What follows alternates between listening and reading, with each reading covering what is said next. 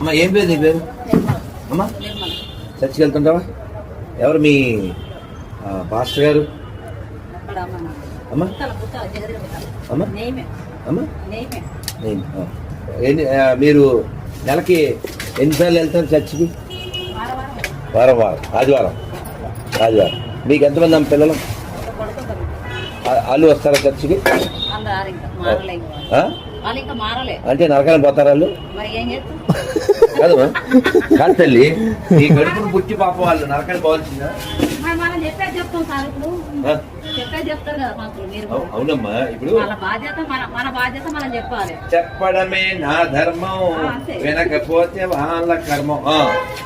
ఇప్పుడైతే యేసుని నమ్మకపోతే నరకమే అంటావా?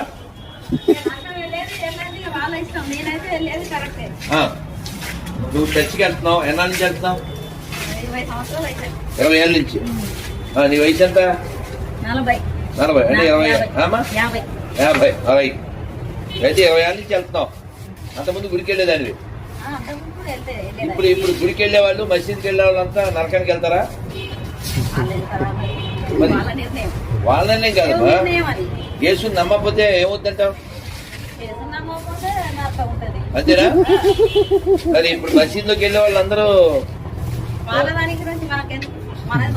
కాదు. ఇప్పుడు మేము వెళ్ళాం చర్చికి, అంట్లు కాలుతూ తోముకోలేదు అంతా పోసే చెప్పారు. మేము వెళ్ళాం, మీ నాన్న వెళ్ళాడా చర్చికి?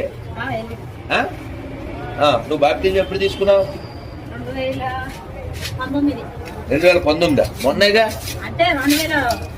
19 అంటే 5-6 ఏళ్ళు అంతే. మరి అంతకుముందు చర్చికి వెళ్ళేది కానీ బాప్టిజం తీసుకోలే.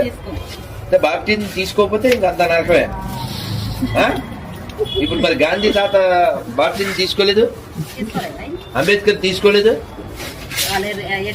సుభాష్ చంద్రబోస్ తీసుకోలేదు, నా తాత తీసుకోలేదు. నా నిర్ణయం కాదు, పర్లేదంటావా? కాదమ్మా, ఇప్పుడు యేసుని నమ్మినా పర్వాలేదా, నమ్మపోయినా పర్వాలేదా? నమ్మకపోతే ఏమవుతుంది? అంతేనా? అయితే గాంధీ కూడా తప్పదంటావు. అంబేద్కర్ నరకానికి వెళ్తాడంటున్నా నిర్మలమ్మ. ఏం పేరు నీ పేరు? అమ్మ ఏం పేరేనా? నిర్మల. మన సీఎం ఎవరు ఇప్పుడు తెలంగాణకి? ఎవరైనా? రేవంత్ రెడ్డి. మరి ఆయన యేసుని నమ్మలే, బాప్టిజం తీసుకోలేదు, ఎడగెళ్తాడు అంతే. రేవంత్ రెడ్డి కూడా తప్పదు. అంబేద్కర్కి దిక్కు లేదు, రేవంత్ రెడ్డి అంత అంటారు. రైట్.